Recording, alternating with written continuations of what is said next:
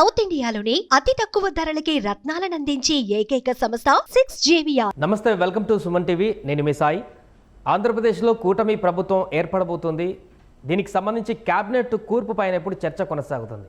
ఒకవైపు జాతీయ క్యాబినెట్ ఒక చర్చ కొనసాగుతుంటే తాజాగా రాష్ట్ర స్థాయి క్యాబినెట్కి సంబంధించి కూడా చర్చ కొనసాగుతుంది. ఇందులో పవన్ కళ్యాణ్ క్యాబినెట్లో పాత్ర పోషిస్తారా, నారా లోకేష్ కూడా క్యాబినెట్లో ఈసారి పాత్ర పోషిస్తారా, లేక అసలు వాళ్ళు క్యాబినెట్కి సంబంధం లేకుండానే బయట నుంచే ఈసారి ఉండబోతున్నారు అనేటువంటి చర్చ కూడా కొత్తగా తెర మీదకి వస్తుంది. సో మొత్తానికి దీనికి సంబంధించి డిస్కస్ చేద్దాం. క్యాబినెట్లో కూర్పు ఏ విధంగా ఉండబోతుంది, ఎవరెవరిని క్యాబినెట్లోకి తీసుకుంటారు చంద్రబాబు, దీనికి సంబంధించి మాట్లాడదాం. మనతో పాటు Suman TV news chief editor Keshav గారు. కేశవ్ గారు నమస్తే. నమస్తే. సో ఏపీలో కూటమి ప్రభుత్వంలో క్యాబినెట్ మార్పుకు సంబంధించి, క్యాబినెట్ తీసుకునేటువంటి అభ్యర్థులకు సంబంధించి కొత్త క్యాబినెట్లో ఎవరెవరిని తీసుకుంటారనే దానికి సంబంధించి మీకున్నటువంటి అవగాహనతో ఎవరెవరు వచ్చేటువంటి అవకాశం ఉంది? ముఖ్యంగా ఇప్పుడు కనిపిస్తున్నటువంటి వార్తలు ఈరోజు చూస్తే పవన్ కళ్యాణ్, నారా లోకేష్ క్యాబినెట్లో ఉండరు అనేటువంటి ఒక వార్త కూడా చక్కర్లు కొడుతుంది. అంటే వాస్తవానికి అయితే ఉండకపోవడానికి ఎక్కువ ఛాన్స్ ఉంది. ఎందుకంటే క్యాబినెట్లోకి ఎవరెవరు వస్తారనే దాని మీద ఇక్కడ కొన్ని సమతూకం పాటించాల్సినటువంటి విషయాలు ఉంటాయి. ఒకటి, జిల్లాల వారీగా ప్రాధాన్యం ఉండాలి. 2, సామాజిక వర్గాల వారీగా ప్రాధాన్యం ఉండాలి. 3, సీనియారిటీ వైజ్గా వాళ్ళకి అవకాశం కల్పించాలి. సో ఈ 3 అంశాలని బేరీజ్ వేసుకొని ఇప్పుడు 3 పార్టీలకు సంబంధించినటువంటి నేతల్ని, ఎందుకంటే ఎవరో తక్కువ కాదు. జనసేన 100% రిజల్ట్తో వచ్చింది, 80% రిజల్ట్తో బీజేపీ వచ్చింది, 90% రిజల్ట్తో అక్కడ టీడీపీ వచ్చింది. సో అందుకని మా వాళ్ళు ఉన్నారంటే మా వాళ్ళు ఉన్నారనేటువంటి పోటీ అయితే ఖచ్చితంగా ఉంటుంది. అలానే సమర్థులైన వాళ్ళు, సీనియారిటీ ఉన్నవాళ్ళు, అనుభవజ్ఞులైన వాళ్ళు చాలామంది కనిపిస్తున్నారు లిస్టులో. సో దాన్ని ఎలా చంద్రబాబు నాయుడు గారు తూకం వేస్తారనేది ఆసక్తికరమైనటువంటి అంశం. అయితే నాకు ఉన్నటువంటి సమాచారం మేరకు కొన్ని విషయాల్లో అక్కడ కనిపిస్తుంది ఏంటంటే, నారా లోకేష్ గారు క్యాబినెట్లోకి వస్తారా రారా అనేటువంటి చర్చ ఆసక్తికరంగా ఉంది. అలానే ఆయన కూడా గతంలో చంద్రబాబు నాయుడు గారి అరెస్టు సమయంలో ఆయన తీసుకున్నటువంటి రోల్ కానీ, ఇతర పార్టీల నాయకులతో ఆయన సమన్వయం చేసుకున్నటువంటి విధానం కానీ, అంతర్గతంగా పార్టీని నడిపించుకునేటువంటి వైనం కానీ, ఈ అంశాలన్నింటినీ దృష్టిలో పెట్టుకొని చంద్రబాబు నాయుడు గారు ముఖ్యమంత్రి అవడమే సంకల్పం అనేటువంటి దిశలో ముందడుగు వేశారు. ఆల్రెడీ ప్రతిపక్షం చేసిన, అంటే అప్పుడు అధికార పక్షంగా ఉన్నటువంటి వైసీపీ నాయకులు చేసినటువంటి విమర్శలు కావచ్చు, ఆయన కుటుంబ పాలన, కుటుంబ పార్టీ అనేటువంటి విధానాలకు బీజేపీ వ్యతిరేకంగా ఉండడం అనేటువంటి అంశం కావచ్చు, వీటన్నిటిని దృష్టిలో పెట్టుకొని ఒక బలమైనటువంటి, సుస్థిరమైనటువంటి పరిపాలన ఇవ్వాలంటే కనుక క్యాబినెట్కి దూరంగా ఉంటే ఎలా ఉంటుంది అనేటువంటి చర్చ విస్తృతంగా జరుగుతుంది. సో చివరి నిమిషంలో ఏదైనా జరగవచ్చు. నా లెక్క ప్రకారం బహుశా దూరంగా ఉంటారేమో అని అనిపిస్తుంది. అలాంటి బాధ్యతలు కూడా నారా లోకేష్ మొత్తం అప్పగించి పార్టీ కార్యక్రమాలు చూసుకోవడానికి తనను పెట్టేటువంటి అవకాశం ఉన్నట్టుగా కూడా మరొక వార్త వినిపిస్తుంది. ఎందుకంటే 2014లో ఇద్దరు మినిస్ట్రీలో ఉన్నారు కాబట్టి పార్టీలో కార్యకర్తలను పట్టించుకోలేదు అనేటువంటి ఒక వాదన వచ్చింది. కాబట్టి ఈసారి జాగ్రత్త పడతారు అనేటువంటి అంశం కూడా ఒకటి. ఇదంతా బయట నుంచి జరుగుతున్నటువంటి విశ్లేషణ. వాస్తవానికి అప్పుడు ఇద్దరు పార్టీలో ఉండడం వల్ల కానీ, లేదా అధికారంలో ప్రభుత్వంలో భాగస్వాములు అవడం కానీ, దానివల్ల వచ్చినటువంటి సమస్యల కంటే కూడా 2 చోట్ల కూడా అనుభవం చాలా ముఖ్యమైనటువంటి అనుభవం. చంద్రబాబు నాయుడు గారికి కొత్తగా అనుభవం రావాల్సినటువంటి అవసరం లేదు, కానీ లోకేష్ గారికి మాత్రం గత 5 ఏళ్లలో వచ్చినటువంటి అనుభవం కావచ్చు, అంతకు ముందర మంత్రిగా వచ్చినటువంటి అనుభవం కావచ్చు, అటు అడ్మినిస్ట్రేషన్ మీద, ఇటు పార్టీ పరమైనటువంటి సమన్వయం మీద, రెండింటి మీద ఆయనకి ఒక బలమైనటువంటి ముద్ర. అలానే 2014 ఎన్నికలకి ముందరే ఆయనకి కొన్ని బాధ్యతలు అప్పగించారు. పార్టీ పరంగా కొన్ని నిర్ణయాలు తీసుకున్నారు. పార్టీ పరంగా ఆయన అసలు కార్యకర్తల సంక్షేమ నిధి విధానాలన్నీ తీసుకొచ్చింది ఆయనే. సో డీబీటీ పాలసీస్ గురించి ఫస్ట్ డిబేట్ చేసింది కూడా లోకేష్ గారే. ఈ అవగాహన అనేది మామూలుగా బయట నుంచి అయితే రాదు కదా. సో అడ్మినిస్ట్రేషన్లో ఆయన ఉన్నారు కాబట్టి దానిపైన కొంత పట్టు వచ్చింది అనేటువంటి అభిప్రాయం అయితే నాకుంది. ఇప్పుడు ఉన్న రాజకీయ పరిస్థితుల నేపథ్యం ఏంటంటే, ఎట్టి పరిస్థితుల్లో ప్రత్యర్థికి అవకాశం ఇవ్వకూడనటువంటి వ్యూహం ఉండాల్సిన అవసరం ఉంది. కాబట్టి లోకేష్ గారు పార్టీని పటిష్టంగా ముందుకు నడిపించేటువంటి ప్రయత్నం, ఇప్పుడు చాలా కీలకమైనటువంటి పరిణామాలు జరగబోతున్నాయి. ఈరోజు ప్రభుత్వం ఏర్పడడం, లేదా పాత ప్రభుత్వం చేసినటువంటి అరాచకాలు కావచ్చు, లేదా తప్పులు కావచ్చు, వాటిని సరిదిద్దుతున్నాం అనేటువంటిది, కక్ష సాధింపు చర్యలకు ప్రతీకార చర్యలు కావచ్చు, ఇవన్నిటిని మనం పక్కన పెట్టేస్తే రాజకీయంగా ఈ రాబోయేటువంటి 4-5 ఏళ్ళు చాలా కీలకమైనటువంటి రోజులు. ఎందుకంటే 2025లో డీలిమిటేషన్ పాలసీని మళ్ళీ రీఓపెన్ చేయాల్సిన పరిస్థితి ఉంది. 2009లో ఒకసారి పునర్విభజన చేశారు, నియోజకవర్గాల పునర్విభజన. అప్పుడు ఏ విధంగా జరిగింది? నియోజకవర్గాల సంఖ్య పెంచకుండా జనాభా ప్రాతిపదికన సమన్వయం చేసుకునేటువంటి ప్రయత్నం జరిగింది. ఆ సమయంలోనే కొన్ని మార్పులు చేర్పులు, కొత్త నియోజకవర్గాలు ఏర్పడ్డాయి, పెద్ద నియోజకవర్గాలు చీలిపోయినాయి, ఉన్న నియోజకవర్గాలు కనుమరుగైనాయి. ఇప్పుడు 2025లో చేయబోయేటువంటి దేశవ్యాప్తంగా 800 పైచిలకు అసెంబ్లీ పార్లమెంట్ స్థానాలు పెరిగేటువంటి అవకాశం, ముఖ్యంగా తెలుగు రాష్ట్రాలకి విభజన హామీల్లో భాగంగా ఈ నియోజకవర్గాల పునర్విభజన జరగాలి, సంఖ్య పెరగాలి. ఆంధ్రప్రదేశ్లో 225 స్థానాలు పైచులకు పెరిగేటువంటి అవకాశం, అంటే కనీసం ఇప్పుడు ఉన్నటువంటి నంబర్ కంటే ఒక 50-60 స్థానాలు పెరగడానికి అవకాశం ఉంది. జనాభా ప్రాతిపదిక కావచ్చు, ప్రస్తుతం రాష్ట్రం ఉన్నటువంటి విధానం కావచ్చు. సో ఇది రాజకీయంగా చాలా ముఖ్యమైనటువంటి సందర్భం. దాని మీద ఫోకస్ చేయాలన్నా, పార్టీని ఆయా స్థాయిల్లో సంస్థాగతంగా నిర్మాణం చేసుకుంటూ వెళ్ళాలన్నా, లోకేష్ గారి అనుభవం, చంద్రబాబు నాయుడు గారు ఎలాగో మార్గదర్శకత్వం చేస్తారు, లోకేష్ గారి అనుభవం కూడా పార్టీకి అక్కడ చాలా అవసరం అయ్యేటువంటి పరిస్థితి ఉంటుంది. కొత్త నాయకత్వాన్ని తయారు చేసుకోవడం, యువతరాన్ని ప్రోత్సహించుకోవడం, ఇవన్నీ కూడా ఒక కీలకమైనటువంటి బాధ్యత ఏ పార్టీకైనా కానీ. జనసేన పార్టీకైనా కానీ రేపు 21 నియోజకవర్గాలకే పరిమితం కాదు కదా. కొత్త నియోజకవర్గాలు పెరిగినప్పుడు తన బలాన్ని పెంచుకునేటువంటి ప్రయత్నం చేస్తుంది. ఇప్పుడు బలమైనటువంటి పార్టీగా, రెండో పార్టీగా నిలబడిన ఆంధ్రప్రదేశ్ శాసనసభలో 2 చోట్ల ఓడిపోయావు అని విమర్శను ఎదుర్కొన్నటువంటి పవన్ కళ్యాణ్ రెండో పార్టీగా నిలబడ్డారు. సో అది గొప్ప విషయం అక్కడ. అందుకనే ఈ రాజకీయంగా వీళ్ళు ఎవరు ఆలోచించినా కానీ లోకేష్ గారు వ్యూహం పార్టీని సమన్వయం చేసుకోవడం, నెక్స్ట్ జనరేషన్ లీడర్షిప్ని డెవలప్ చేసుకోవడం. బహుశా పవన్ కళ్యాణ్ గారు 2 పరస్పర భిన్నమైనటువంటి వ్యాఖ్యలు చేశారు.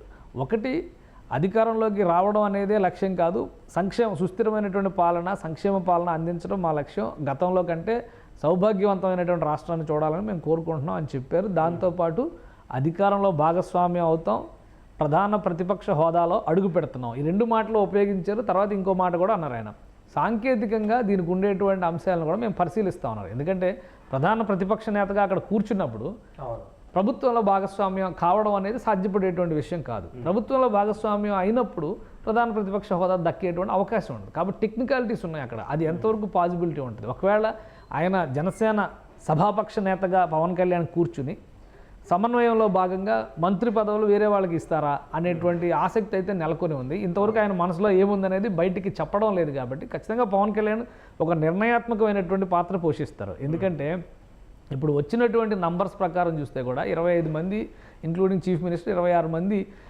మంత్రులు అయ్యేటువంటి అవకాశం ఉంటుంది. మొత్తం మన అసెంబ్లీ స్థానాల లెక్కను బట్టి చూస్తే కనుక, వీళ్ళు గెలిచినటువంటి అంశాల క్రైటీరియా ప్రకారం చూస్తే కనుక కనీసం 7 సభ్యులకి ఒక మంత్రి పదవి అనేటువంటి లెక్క వేస్తే 10 మంది 11 మంది వైసీపీ వాళ్ళని లెక్కలోంచి పక్కకు తప్పించినా కానీ ఇక్కడ క్లియర్గా లెక్క 163, 164 మంది వీళ్ళే కనిపిస్తున్నారు కదా. సో వీళ్ళందరిలో 163 మందిలో ఎంచుకోవాలి, ఒకరు సీఎంగా ఉంటారు కాబట్టి ఎలాగ. అందులో చూసినప్పుడు జనసేన పార్టీకి కనీసం 3 మంత్రి పదవులు వచ్చేటువంటి అవకాశం కనిపిస్తుంది. గెలిచినటువంటి నాయకుల్లో ఉన్నటువంటి అనుభవం కావచ్చు. ఇప్పుడు స్పీకర్గా పనిచేశారు గతంలో ఆయన, తెనాలి నుంచి ఎన్ని రకాల పరిస్థితుల్లో ఎన్నికయ్యారో మనం చూసాం నాదెండ్ల మనోహర్ గారు. కానీ ఇక్కడ సామాజిక సమన్వయం మళ్ళీ ముఖ్యం అవుతుంది. తెలుగుదేశం పార్టీ నుంచి ఒకే సామాజిక వర్గం నుంచి, ఇటు నుంచి ఒకే సామాజిక వర్గం నుంచి ఇచ్చేటువంటి పరిస్థితులు ఉండవు. కాబట్టి ఆ సమతుల్యం దగ్గర ఇక్కడ ప్రాబ్లమ్స్ వస్తాయి. అనుభవం రీత్యా అక్కడ చూసినటువంటి నాదెండ్ల మనోహర్ గారు సీనియర్, తెలుగుదేశం పార్టీలో కూడా అదే సామాజిక వర్గానికి సంబంధించినటువంటి నాయకులు చాలామంది ఉన్నారు, బలమైన నాయకులు ఉన్నారు. అట్ ద సేమ్ టైం ముఖ్యమంత్రి కూడా అదే సామాజిక వర్గం నుంచి ఉంటారు.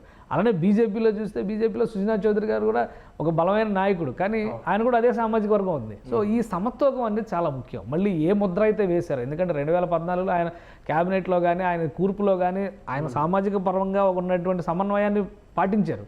ఈవెన్ అధికారుల నియామకాల్లో కూడా ఆ సమతూకం పాటించారు. కానీ ఒక కుల ముద్ర వేశారు. రాజధాని దగ్గర నుంచి పరిపాలనలో ప్రతి అంశం పైన కులం కులం కులం అనే మాట చెప్తూ వచ్చారు. ఒకేసారి అయిన ట్రాన్స్ఫర్ల విషయంలో కూడా ఒకే కులం వాళ్ళకి ప్రమోషన్ల విషయంలో కూడా ఒకే కులం వాళ్ళకి ఇచ్చారనేటువంటి ఒక దుష్ప్రచారం చేశారు. దాన్ని సమర్థంగా ఆ రోజు తెలుగుదేశం పార్టీ తిప్పికొట్టలేకపోయింది. దానివల్ల ఏమైంది, నిజమేనేమో అనేటువంటి పరిస్థితి ప్రజల్లో వచ్చింది. సో ఇప్పుడు అటువంటిది రాకూడదు. కాబట్టి క్యాబినెట్లో ఈ కూర్పు అనేది చాలా ముఖ్యం. వీళ్ళందరూ కూడా సామాజిక వర్గ పరంగా ఎస్సీ, ఎస్టీ, మైనారిటీ, ఈసారి కాంబినేషన్ ఏంటంటే 2014 ఎలక్షన్స్ తర్వాత కూటమిలో అంటే తెలుగుదేశం బీజేపీలో ఎస్సీ మైనారిటీ నియోజకవర్గాల్లో పోటీ చేసిన వాళ్ళందరూ దాదాపుగా ఓడిపోయారు. సరైనటువంటి బలమైనటువంటి లేదా అనుభవం ఉన్నటువంటి వాళ్ళు లేని పరిస్థితి, ఎస్టీ, ముఖ్యంగా ఎస్టీ మైనారిటీ. సో ఈసారి అటువంటి పరిస్థితి లేదు. 5 చోట్ల జనసేన పార్టీ 3 ఎస్సీ నియోజకవర్గాలు, 2 ఎస్టీ నియోజకవర్గాలు గెలుపొందింది. సో అంటే ఆ ఈక్వేషన్స్లో కలిసి వచ్చేటువంటి అంశాలు ఎక్కువగా ఉన్నాయి. సో అందుకే నియోజకవర్గాల నుంచి అభ్యర్థులు గెలిచారు, క్యాబినెట్కి సిద్ధంగా ఉన్నారు. అంతే కదా. ఇప్పుడు అనుభవం రీత్యా ఇప్పుడు రాజోలు ఉంది. రాజోలు ఒక ప్రెస్టీజియస్ సీట్ జనసేన పార్టీకి సంబంధించినంత వరకు. లాస్ట్ టైం కూడా గెలిచింది, కానీ నమ్మక ద్రోహం జరిగింది అనేటువంటి అభిప్రాయం ఉంది. కానీ ఈసారి అక్కడ గెలిచిన వ్యక్తి ఒక మాజీ ఐఏఎస్, ఆయనకు ఉన్నటువంటి ఎక్స్పీరియన్స్ అడ్మినిస్ట్రేషన్లో అవసరం అవుతుంది. సో అలాంటి వాళ్ళని ఎంచుకునేటువంటి అవకాశం ఉండొచ్చు. సామాజిక వర్గాల పరంగా చూస్తే కందులు దుర్గేష్ పార్టీని ఎప్పటి నుంచో అంటిపెట్టుకుని ఉన్నటువంటి నాయకుడు, అలానే బొలిశెట్టి శ్రీనివాసు గతంలో మున్సిపల్ చైర్మన్గా పనిచేసినటువంటి అనుభవం ఉన్నటువంటి వ్యక్తి. సో ఇవన్నీ మళ్ళీ ఎస్టీల పరంగా చూస్తే కూడా మనం అక్కడ తిరుపతి, ముఖ్యంగా తిరుపతి ఆర్ఎన్ శ్రీనివాసు ఆయన ఎక్స్పీరియన్స్డ్, కానీ సామాజిక వర్గం మళ్ళీ ఇక్కడ కాపు, కమ్మ, మిగతా సామాజిక వర్గాల మధ్య సమన్వయం. ఎందుకంటే పోటీ చేసి గెలిచిన వాళ్ళందరూ ఈ సామాజిక వర్గాల నుంచి వచ్చి ఎక్కువ సామాజిక వర్గాలు ఒకే సామాజిక వర్గం నుంచి ఎక్కువ మంది వచ్చినా కానీ సమతూకం అయితే పాటించాల్సినటువంటి అవసరం ఉంది. కాబట్టి ఇక్కడ ఈ సమతూకం పాటిస్తారు. కానీ ఇద్దరు ఎవరైతే ఇప్పుడు నెక్స్ట్ జనరేషన్ ఫోర్స్గా లోకేష్ గారిని చూస్తున్నారో, ప్రజెంట్ కింగ్ మేకర్గాను కింగ్గా మారిపోయినటువంటి పవన్ కళ్యాణ్ చూస్తున్నారో, వీళ్ళిద్దరు రోల్ పైన ఎక్కువ డిస్కషన్కి స్కోప్ ఉంది. పవన్ కళ్యాణ్ గారు పదవి తీసుకుంటారా లేదా అనే దాని మీద అయితే ఇంకా సస్పెన్స్ అయితే కొనసాగుతుంది. నేను అనుకోవడం ఆయన వాళ్ళ పార్టీ నుంచి ఎంపిక చేసి పార్టీ శాసనసభాపక్ష నేతగా కొనసాగుతారేమో అని ఒకటి అనిపిస్తుంది. ఇంకో మాట అన్నాడు ఆయన, ఒక్కరోజు కూడా జీతం కట్ కాకుండా నేను ఎమ్మెల్యేగా శాలరీ తీసుకోవాలనుకుంటున్నాను ఒక మాట అన్నాడు.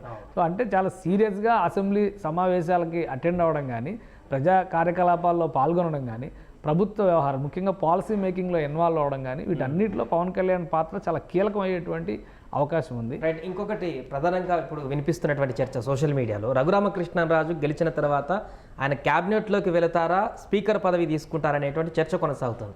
సో ఆయనకు చంద్రబాబు ప్రభుత్వంలో క్యాబినెట్లోకి తీసుకునేటువంటి అవకాశం ఏమన్నా ఉందా, లేకుంటే స్పీకర్ పదవి కన్నా మూవ్ చేసేటువంటి అవకాశం ఉందా? అంటే ఇక్కడ మన ఎమోషన్స్ని బట్టి కానీ, లేదా బయట జరిగినటువంటి అంశాలను దృష్టిలో పెట్టుకుని కానీ, ఈ దారుణాలు, మారణకాండలు, అణిచివేతలు ఇట్లాంటి వాటిని దృష్టిలో పెట్టుకొని కానీ చంద్రబాబు నాయుడు గారు నిర్ణయం తీసుకుంటారని నేను అనుకోవడం లేదు. చంద్రబాబు నాయుడు గారికి కొన్ని పదవుల్లో కూర్చోబెట్టేటువంటి, ముఖ్యంగా రాజ్యాంగబద్ధమైనటువంటి పదవుల్లో కూర్చోబెట్టేటువంటి వ్యక్తులకి చాలా నియంత్రణ, నిగ్రహం ఉండాలి. రఘురామకృష్ణరాజు గారు గతంలో ఆయన పడినటువంటి ప్రెషర్కి ఆయన అంత బ్యాలెన్స్డ్గా ఉండగలుగుతారా? ఎందుకంటే ఆయన ఇరిటేట్ చేసేటువంటి ప్రయత్నాలు కూడా జరగాలి. పెద్ద ఇరిటేషన్ అని కాదు, అసలు ముందు అక్కడ అంత బలమైనటువంటి ప్రతిపక్షం కూడా లేదు కదా. 10 మంది సభ్యుల్ని నియంత్రించడం పెద్ద ఇది కాదు. కానీ ఆ సీటు విషయంలో ఒక తూకం పాటిస్తారు. అట్లనే లాస్ట్ టైం ఎవరో ఊహించని విధంగా ప్రతిభా భారతిని తీసుకొచ్చి ఆయన స్పీకర్ చేశారు. ఎస్సీ సామాజిక వర్గం నుంచి ఒక మహిళని మొదటిసారిగా ఉమ్మడి ఆంధ్రప్రదేశ్కి మొదటి మహిళా స్పీకర్. సో అట్లాంటి ఈక్వేషన్స్ ఆయన చాలా బ్యాలెన్స్డ్గా పాటిస్తారు. కాబట్టి నేను అనుకోవడం రఘురామకృష్ణరాజు గారిని తీసుకుంటే మంత్రివర్గంలోకే తీసుకుంటారు స్పీకర్ పదవి కంటే. స్పీకర్ పదవి లాస్ట్ టైం కోడెల శివప్రసాదరావు గారు ఏంటంటే ఆయనకు ఉన్నటువంటి అనుభవము, పైగా అప్పుడు ప్రతిపక్షం చాలా బలంగా ఉంది. 67 మంది ఎమ్మెల్యేలతో వైఎస్ఆర్సీపీ అప్పుడు మొదటిసారిగా తన బలాన్ని చూపించేటువంటి ప్రయత్నం జగన్మోహన్ రెడ్డి చేసే అవకాశం ఉంటుంది. కాబట్టి అక్కడ కొంచెం గట్టిగా ఉండేటువంటి వ్యక్తి కావాలని ఆయన అయిష్టంగానే తీసుకున్నారు ఆ పదవి. కాబట్టి నేను రఘురామకృష్ణరాజు గారు కూడా స్పీకర్ పదవి అనగానే ఎస్ అని చెప్పి వెళ్తారని నేను అనుకోవడం లేదు. ఆయన కొంత స్వేచ్ఛ ఉండాలి. అలా ఒక స్పీకర్ అంటే ఒక ప్రోటోకాల్, అది అందరూ తమ్మినేని సీతారాం లాగా ఉంటారని అయితే నేను అనుకోవడం లేదు. ఎందుకంటే ఆయన రాజకీయ మాటలకు కూడా తమ్మినేని సీతారాం గురించి ఇక్కడ ఒక మాట పక్క రాజకీయ నాయకుడిలాగా వ్యవహరించిన ఏకైక స్పీకర్ ఆంధ్రప్రదేశ్ చరిత్రలో. నాకు తెలిసి 1994 నుంచి నేను చూస్తున్నాను స్పీకర్స్ అందరినీ, అంటే దాదాపు 30 సంవత్సరాల నుంచి నేను చూస్తున్నాను ఈ స్పీకర్స్ అందరినీ. అంత దిగజారుడు ఆ పదవికి అంత దిగజారుడు తరం తీసుకొచ్చినటువంటి వ్యక్తిని ఎవరిని మనం చూడం. అంత దారుణంగా మాట్లాడాడు. స్పీకర్ సీట్లో ఉన్నప్పుడు మాట్లాడాడు, బయటకు వచ్చినప్పుడు మాట్లాడాడు. ఏమనంటే ఒక కొత్త లాజిక్ కనిపెట్టాడు ఆయన. వైసీపీ దారుణంగా నష్టపోవడానికి కారణాలు ఏంటంటే ఇలాంటి పనికిమాలిన లాజిక్లు. నేను ముందు వైసీపీ ఎమ్మెల్యేని అయితేనే కదా స్పీకర్ని అంటే అది ఒక బుద్ధి లేని నిర్వచనం అనమాట. ఎందుకంటే అయ్యదేవర కాళేశ్వరరావు అనేటువంటి ఒక మహానాయకుడు కాంగ్రెస్ పార్టీ నాయకుడిగా ఉన్నప్పుడు స్పీకర్గా ఎంచుకుంటే నేను 2 వర్గాలకి కూడా న్యాయం చేయాలి, ప్రతిపక్షానికి అధికార పక్షానికి కూడా న్యాయం చేయాలి. కాబట్టి ఈ పదవిలో ఉన్నప్పుడు నేను కాంగ్రెస్ సభ్యుడిగా కొనసాగకూడదని పార్టీ సభ్యత్వానికి కూడా రాజీనామా చేశాడు ఆయన. అలాంటి మహానుభావులు కొన్ని దిశానిర్దేశాలు చేశారు, కొన్ని కొన్ని ప్రమాణాలు నిలబెట్టేటువంటి ప్రయత్నం చేశారు. వీళ్ళు వచ్చి సర్వనాశనం చేశారనేటువంటి అంటే స్పీకర్ పదవి విషయంలో ఆయన కల్పించాడు.